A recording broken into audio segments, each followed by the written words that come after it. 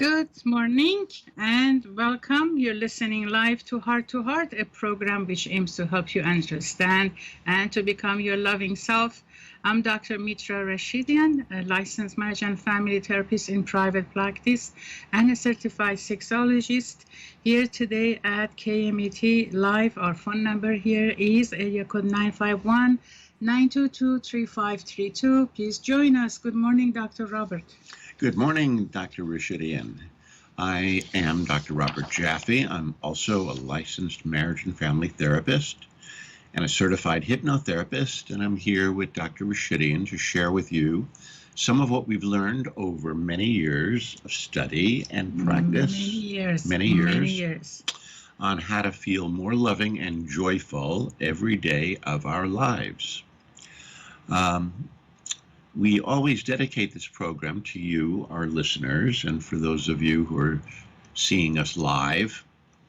And we are here to let you know that you do contain within you everything you need to feel happy, joyous, and free. We're going to be talking about that today in terms of codependence. And we believe also that we are born into our world as our loving, authentic, true selves. That means that we come in open, curious, honest, sexual, and trusting. We also have the capacity to be calm, emotionally connected to others, as well as compassionate and confident. As well as sexual.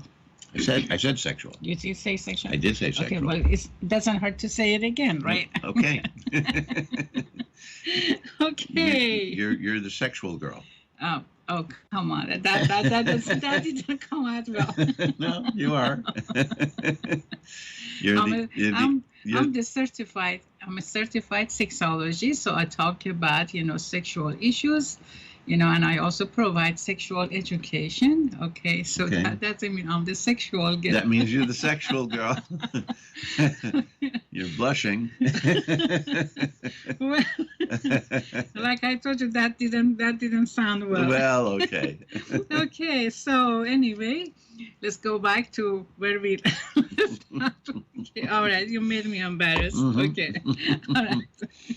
So, okay, where were we? Okay, we are also on YouTube. Okay, Heart-2-Heart online/YouTube. Please join us. Ask us your questions because this program is for you. Today we are here at our office in Sino, and I'm looking outside the window. Beautiful, gorgeous blue sky and all these beautiful hills that they are so green, and they're creating a wonderful view, especially with those trees that now they have all become purple. I don't know what's the name of them, but they're just so pretty. We see them all over now. This is the month of May and June. They bloom with the purple flowers, and then they turn into green leaves. Anyway, so Dr. Robert, you said it in the introduction, Yes. right? You said we're going to be talking about codependency, Right. So many of us have heard this term, codependent. Don't be such a codependent. Don't act like a codependent. Many of us have some assumptions about what codependency means. Right. Some people, they just have gotten used to the term codependent, right? But in reality, when we sit down and think about it, still there isn't, a very solid definition to how do we describe what exactly codependency means, and then how that the same meaning can apply to everybody, or it may not. Yeah. So there's been a number of definitions of codependency, but we're going to, because this show is mostly about addictions, Right. I'm going to say that codependency is probably the most common and the most overlooked addiction. And what does that mean? That means that in this program, we talk about two aspects of the human being. We talk about the ego and we talk about the spirit or the heart or the soul. So those are the two big aspects that are within each of us. And our egos are that part of us that is concerned with day-to-day business and concerned mostly with survival issues. So we were all mostly ego in the early days of man, in the caveman days, and that was about survival. How do we get enough food? How do we protect ourselves against foreign invasions? How do we protect ourselves against animals that would eat us, kill us? And so our ego was there to create changes in our bodies so that we could run faster, so that we could fight, and sometimes even freeze so that we wouldn't be noticed. So that's the true meaning of physical survival. That's physical survival, Right. is when your life is being threatened. And so the ego is very, very powerful. And the ego, which is our survival mechanism, and all of us have it, we all are very, very interested in our own survival. And now, as we continue to evolve and mature, we are also interested in other people's survival. Those of us who are mature, some of us aren't that mature and don't care about other people's survival. But for most of us, we care about our own and other people's survival. And the ego is there to help us to notice when survival is being threatened. So ego is in charge of fear. Fear is the main element that happens to human beings when they feel threatened. And since we live now in a society that for many of us, our everyday lives are not being threatened. For many of us, not all of us, unfortunately, but for many of us, we do have enough to eat.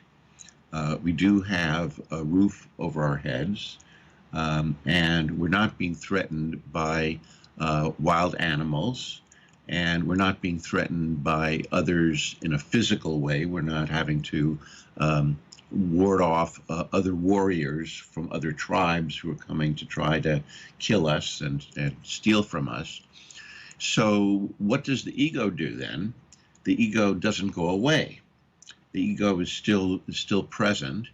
And so what the ego did and does is it changes what we have traditionally felt as physical survival. It changes into what I'm going to call emotional survival, as though we can be destroyed. According to the ego, it feels as though we can be destroyed if someone is attacking us at an emotional level. And what does that mean, attacking us at an emotional level? It means telling us that we're wrong. So, or telling us that we're bad, or telling us that we're stupid. Any kind of attack, a verbal attack like that, the ego part of us translates that into, oh, I'm being threatened, as though, but not really, but as though it's a physical attack, and now I have to protect myself, and so how am I going to do that? So now we're looking at today, currently, according to your, very clear definition. Now we have two forms of, survival mechanism to deal with. One is physical survival, and majority is now emotional survival. Correct. Right? Yes. So I can is that correct if I say this, that no wonder we have so much stress going on around us? Yes, absolutely. Right. Yeah. The stress is feeling as though we are under attack. Mm-hmm. We're actually not under attack. There's a virus that is contagious, but the virus is not a person who's trying to do us harm. The virus is just existing. And where it came from, that's up for debate, but it's here. So, but we're not under attack by the virus. We just have to be cautious as far as trying to avoid contracting the virus. But that's different than warding off some attack on us. We Right. just have to be aware and cautious and mindful and do what we can. Now, if we perceive it as an attack and we perceive it as an enemy, as some people have characterized it, the invisible enemy, then we are engaging our ego, and our ego is going to do what it knows how to do, which is to create fear, which then changes our body chemistry. It secretes fear hormones and processes within the body, adrenaline, norepinephrine, and cortisol that go into our bodies, preparing us for physical fight or flight or freeze.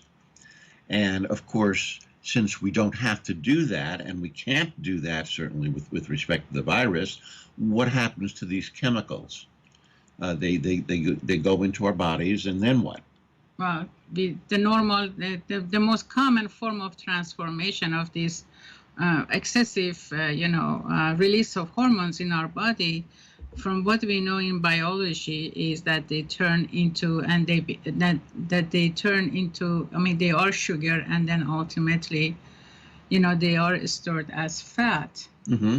And then they are actually stored around our main organs, Mm-hmm. because the job of the body is to protect the hormones. The organs, right? Right. So there you go. That's why we have, all those increased diseases and, physical problems these days, perhaps compared to people who lived thousands of years before us, Mm-hmm. Mm-hmm. right? They Right. didn't have the technology. They didn't have the fear of losing their job. They didn't have the fear of Corona-19. Right.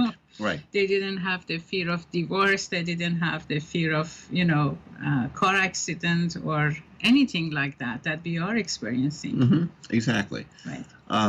So what happens then if we live in a state of consistent fear? We're consistently creating these negative chemicals, not negative chemicals. They're negative chemicals as long as they remain in the body, and so what happens then is, by storing those chemicals, we do create problems with our bodies, as well as creating emotional problems such as depression and anxiety.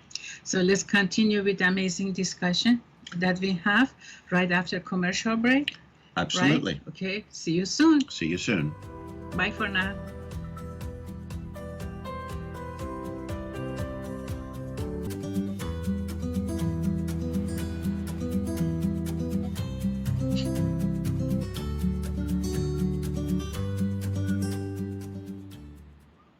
Welcome back from our commercial break. This is Heart-to-Heart program at KMET 1490 AM, ABC News Radio. This is Dr. Mitra and Dr. Robert discussing about codependency today. For those of you who are listening to us at live, please call us and ask your questions. And the phone number here at the station is 951-922-3532, and also you can visit our YouTube at heart-2-heart.online/YouTube. And here we go, Dr. Robert. Here we go. Codependency. So we were talking about how codependency is actually an addiction, Right. and the addiction is to the ego. So we were talking before about the two parts of the human being. The ego, which is in charge of physical survival. We didn't mention the spirit, but the spirit is the other side of being human. So I think of it as we are human beings. The human part is the part that has a lot in common with other creatures, other animals on the planet. We all have bodies. We all have survival mechanisms. We all need to eat and drink and sleep. This is true for every creature. We are all sexual, and we all excrete waste products. Those are the body parts, and that's the part of us that is the human part. The being part is the part of us that has a spirit, and we may share that with some other animals and creatures. We're not sure, but we know that we have a spirit. The spirit part of us is not really concerned at all about physical survival. I tend to think that that's because the spirit part of us is not in our body. That the spirit is the essence of who we are, that will exist when our bodies are gone and existed before our bodies are there. And that happens to be my belief, and I've read a lot about it, but I'm not asking that anyone else believe that. But I do believe that most of us recognize that we have a spirit. And we usually call the spirit the part of us that loves, the part of us that is connected to other people, the part of us that is kind, the part of us that can have gratitude and appreciation for for everything in life. And so that part of us is actually the basis of our loving, authentic, true self. Right. So here I can see already that once we are functioning based on fear of what can happen to us, mm-hmm. right?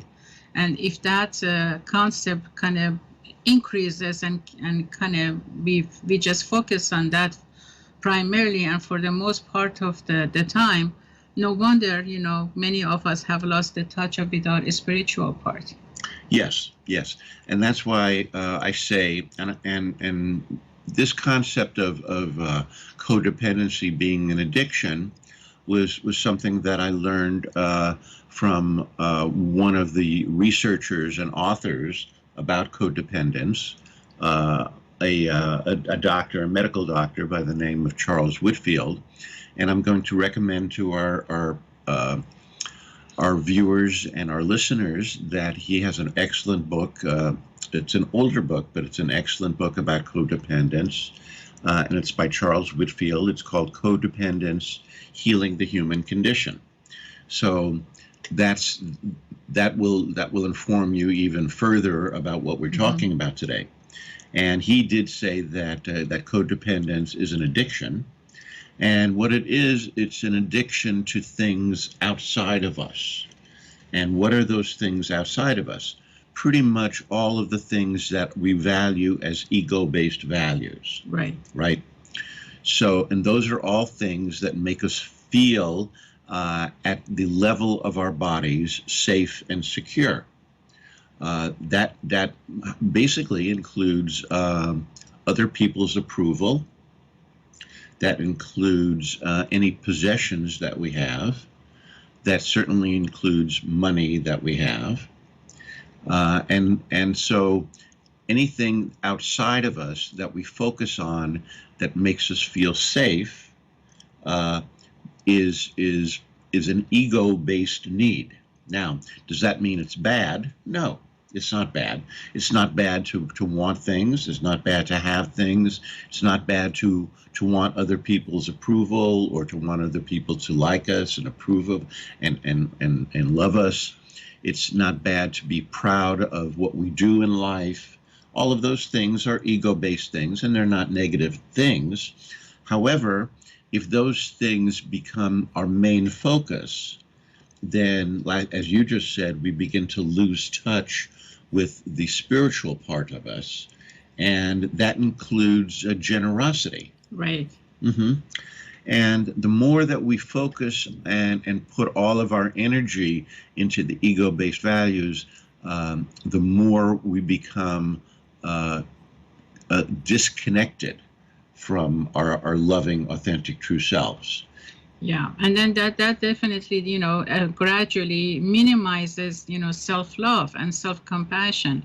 I know that when I talk to my client about self-love and self-compassion, they look at me and say, "Well, what do you mean by that? I eat well, I sleep, yeah, I take vacation, but I'm still miserable." Mm-hmm. Right? Right. So people think that some of them believe that self-love and self-compassion is what they do in terms of, again, eating or sleeping or taking vacation or going to bars and trying to have fun for a few hours. Well, that's a small aspect of it.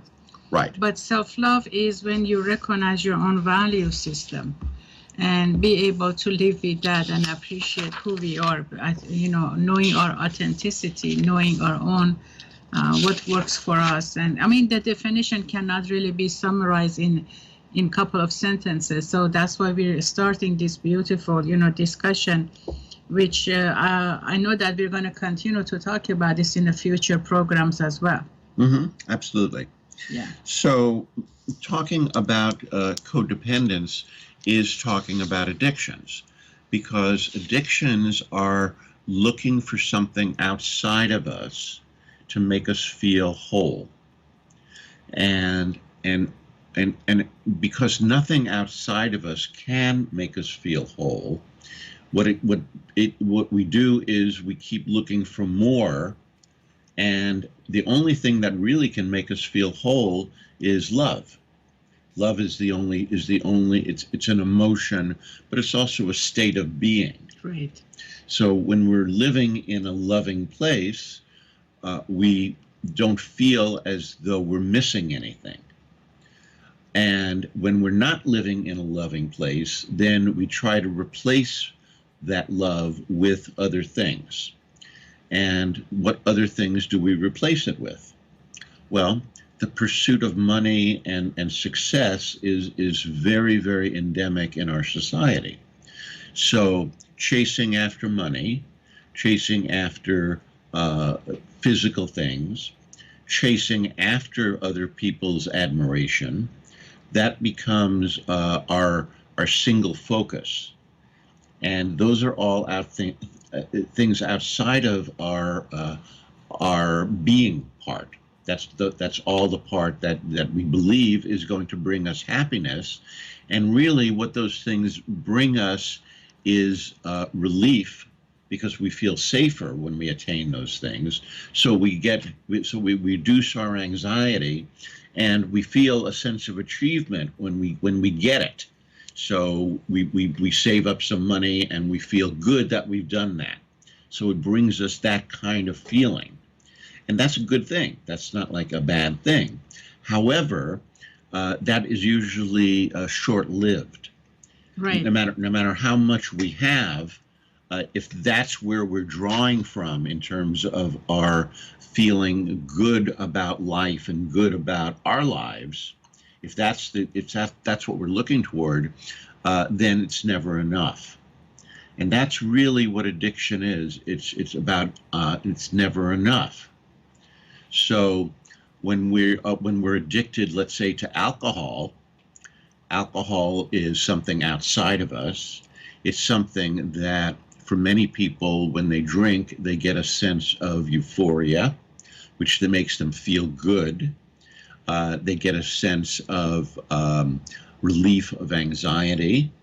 They feel more relaxed. That makes them feel good, and so that's what they think they need in order to feel good and successful and happy, is that drink at the end of the day. Or for some people, it's at the beginning of the day. Well, it's because it takes them from the reality, takes them away from the reality, and takes them to a place where they don't have to think about themselves. It takes them away from feeling pressured. Yeah. Yeah, they feel pressured. The feeling of being pressured is a fear feeling, and that's about the ego. The ego telling us that we have to, and that we need to, and that we're supposed to. Whatever it is we have to, need to, and supposed to, and so the more we do that, the more we create pressure for ourselves, and the less connected we are with our spirit and our loving, authentic, true self.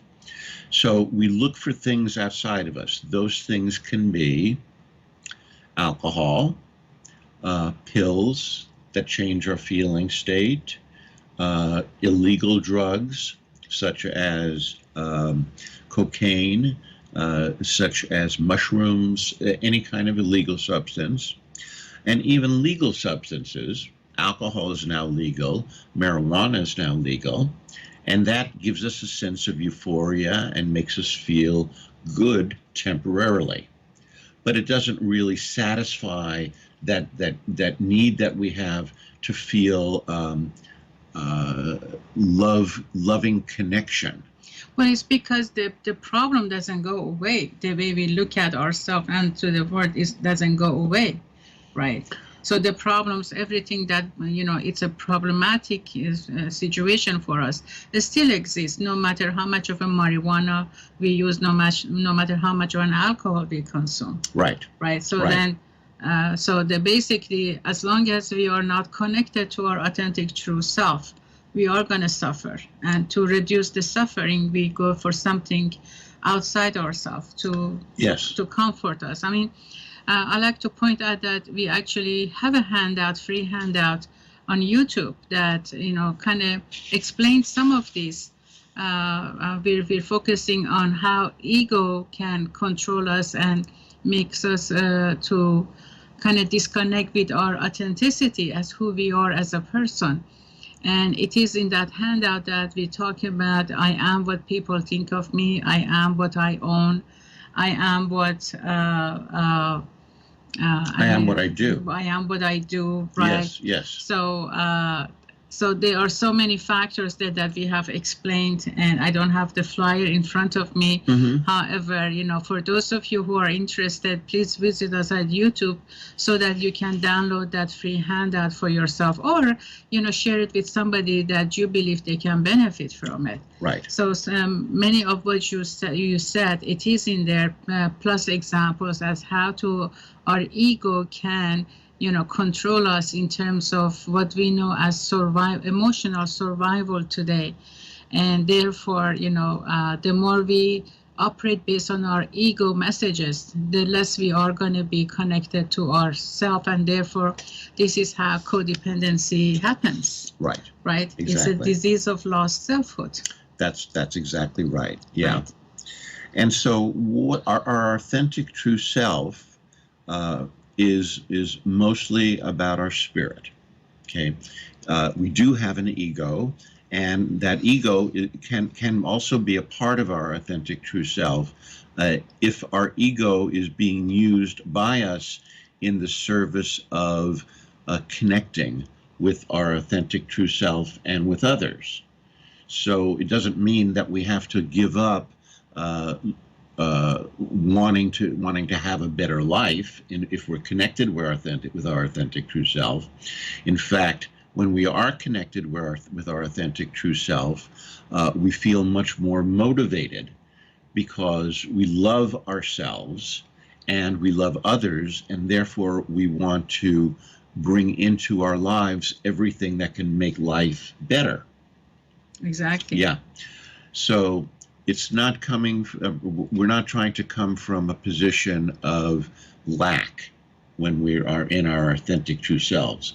We're coming from a position of plenty. I am enough. I am not deficient. I am a child, I'm going to say, of God. I am connected with the energy of the universe, which I think of as God. God is not a person, it's an energetic force that's creative, and that's what we are. We are energy. We now know, because now we're at a place scientifically where we can actually look deeply into what we are made of physically. And we now know that when you break down anything, including our bodies, what you find is molecules. And the molecules are a connection of many, many atoms. And if you look deeply into the molecules and you see the atoms, you see that the atoms are made of what we call subatomic particles. And if you look into the subatomic particles, guess what you see? You see particles blinking in and out of existence millions of times per second that give the illusion of solidity. Right. But it's not solid. Our bodies are actually not solid. Right. So let's talk about more about this after we come back from our commercial break. More about it. This is so fascinating, and thank you for giving us that beautiful insight. See you back in a short few minutes. Bye-bye.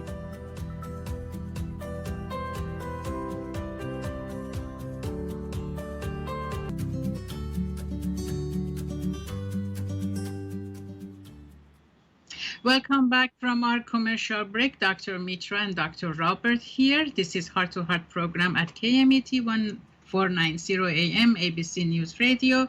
Thank you for joining us again, and please call us 951-922-3532. We're here for you. Ask us, your questions, and give us your comments, because this is how we're going to be able to grow and offer you a better program. You can also visit us at YouTube, heart-2-heart.online/YouTube, and we have free downloads for you that's definitely related to what we are discussing today, codependency.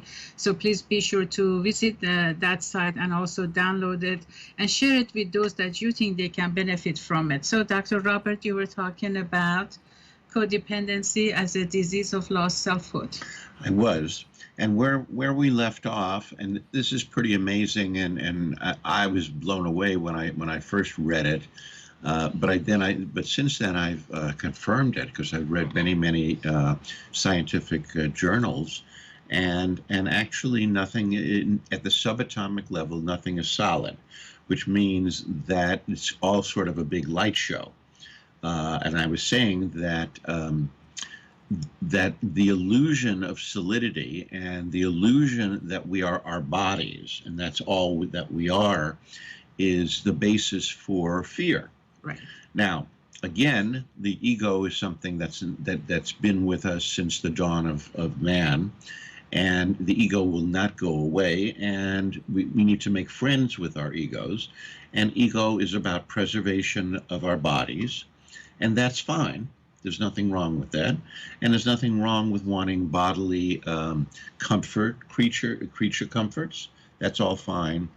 The problem arises when that becomes a top priority for us. And our authentic true self, which is a combination of ego and spirit, but is mostly spirit, is composed of it's energy, and that's where I was going, is that we are all energy, and since we are all energy, and energy, Einstein now has said and has proven, energy is not created or destroyed. Energy just exists in the universe and changes form. So where does water come from, right? Water comes from the air, but we don't feel it in the air, but it is in the air.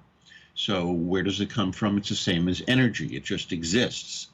And then what happens? The water forms, goes into the air, forms clouds. The clouds are not solid, but the clouds are real, just as our bodies are not solid, but our bodies are real. And then the cloud congeals, and then it then rains. The rain comes down, falls on the earth, and either stays water, or if it's cold, it turns into ice. And then the sun warms it, and it goes back into a gaseous state, and then it becomes in the air again. Right. Right. So that's the cycle, and that's the cycle of human life. That's what happens to us. So the awareness that we are not our bodies, and the awareness that we are much more than our bodies, is the key to becoming conscious that our bodies are not going to help us stay connected to our authentic true self. Our bodies are there, our bodies are important while we're in these bodies, but our bodies are also a vehicle towards which helps us move around and helps us gain more experience. And the idea is to stay connected with who we really are, which is our loving, authentic, true self, which is our spirit. Now, what we've developed into in the world is a belief that we're flawed. Right. That belief, that basic belief that we're flawed, creates a sense of shame, and then that shame makes us feel as though we need something to make us feel better. That's the bottom line to addictions, is that we believe that there's something wrong with us. Well, yeah, and this is where we get into the, deeper discussion of how we adapt the belief that there is something wrong with us, right? Mm-hmm. Because we are not, according to the introduction that we gave, we are born into this world as our own solid true self. Correct. With all the qualities that we explained, right? Right. So what makes us flawed? What happens to us that we, first of all, we are exposed to situations that they can make us flawed. And then how do we actually assume that about ourselves or believe that about ourselves, to the point that as we grow up, we develop the attitude and the need for looking for something outside ourselves to make us feel better, which is the addiction, right? Right. And we actually apply that to ourselves, which is a self-destructive behavior and a choice.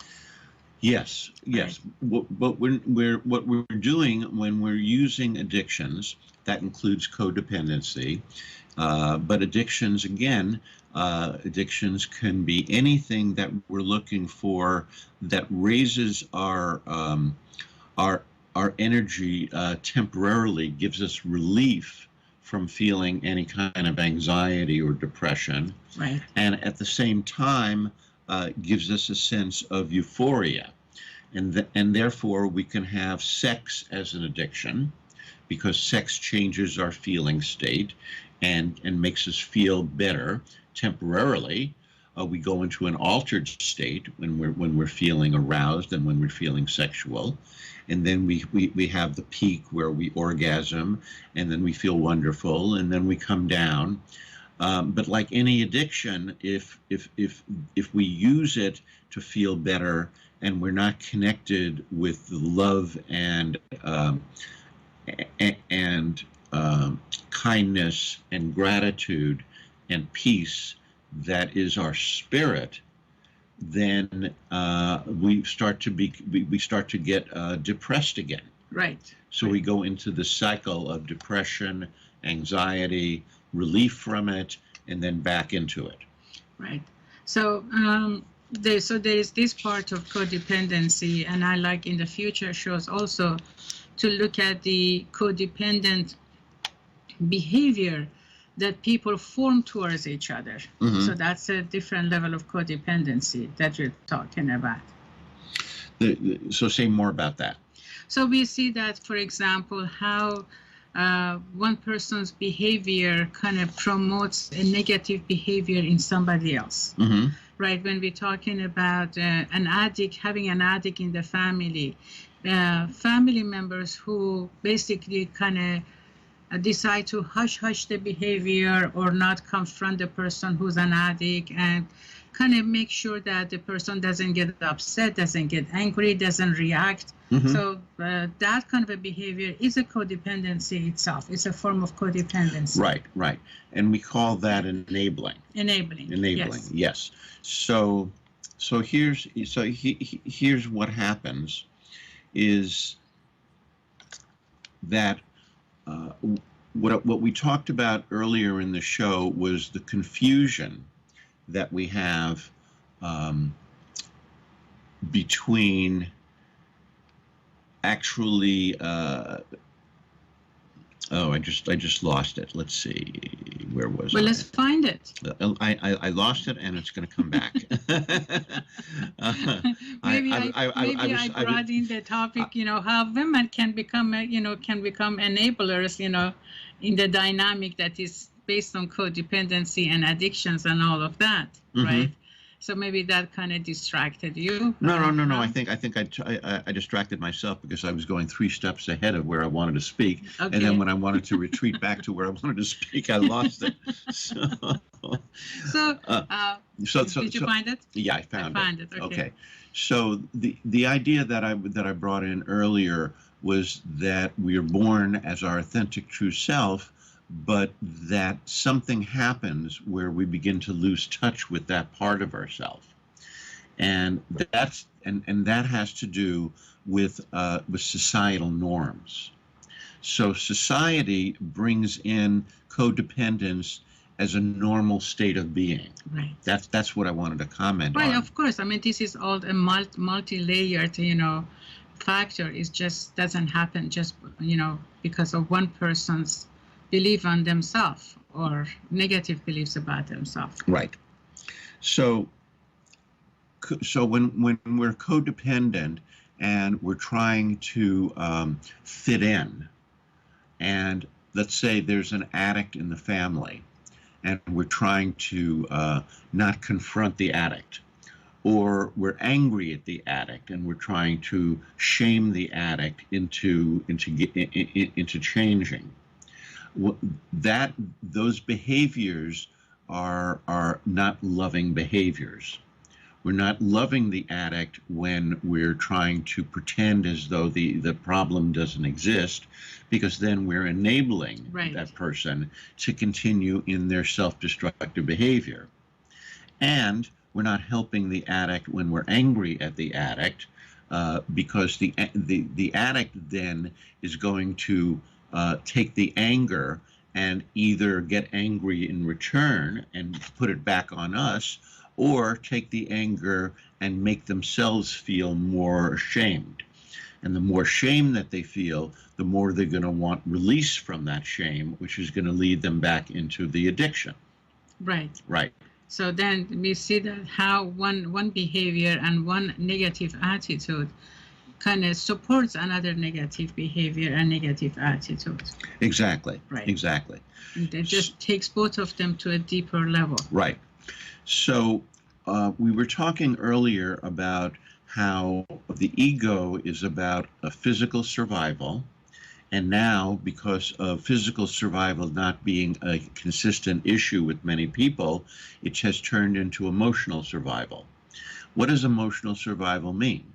To the ego, it means that any type of emotional attack, it's as though we're physically under siege. Therefore, if we are called names, if we're bullied, if we're told that we're not smart, or that we're not talented, or that we're not strong, if we're told any of those things, we are compared. And we're compared to others, the ego part of us will come out to protect us, and it can protect us either by making the person who's attacking us wrong, in which case we get angry and we escalate our anger and we start defending ourselves and counterattacking with the other person, or we can cut off our feelings altogether and to go inward and not feel anything to protect ourselves. If we go inward, then we end up storing a lot of negative feelings in our bodies. And when we store those, they come out through bodily complaints. They also come out through self-sabotaging behaviors, and they come out through projection onto other people. We imagine that other people are responsible for how we feel. So if somebody calls me stupid, and I'm codependent, I'm going to take their words as fighting words. And I'm going to go, what do you mean? And I'm going to be defensive immediately. And that means my ego is coming to protect me. And if I don't do that, then what other choice do I have? The other choice is to put my ego aside and say to myself, oh, you think I'm stupid. Tell me why. Without defending, I'm going to inquire. And what I'm going to get really is the person's thoughts about why they're giving me that label. Then I can evaluate the truth or falsity of those faults, but I don't have to label myself as stupid. I could just say, oh, I didn't know that. That means I was ignorant in that area. And all of us are ignorant in many areas, but that doesn't mean we're stupid. So inquiring about a person's comments about us, actually, I can say, it is part of self-compassion and self-love. Mm-hmm. I want to know if what I'm doing, how it is perceived, and if there is an accuracy in that, right? Mm-hmm. So, and it's not just a made-up comment about me. Yes, I want to know that if my ego isn't getting involved. Right.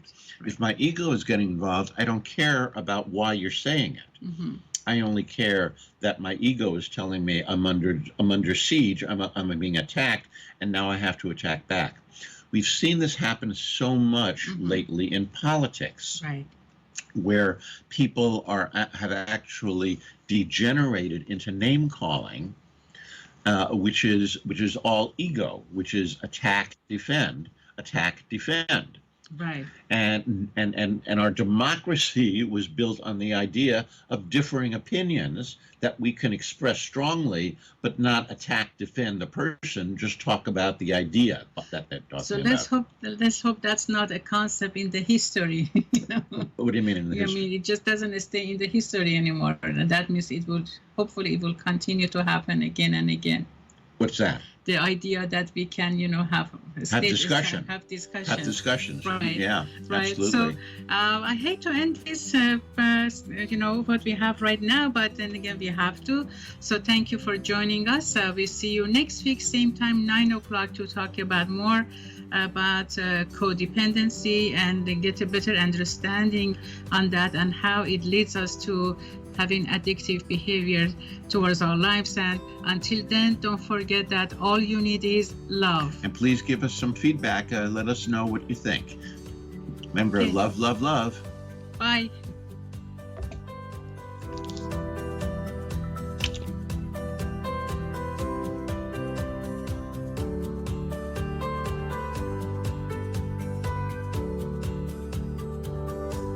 Serving the Inland Empire and desert communities, this is 1490.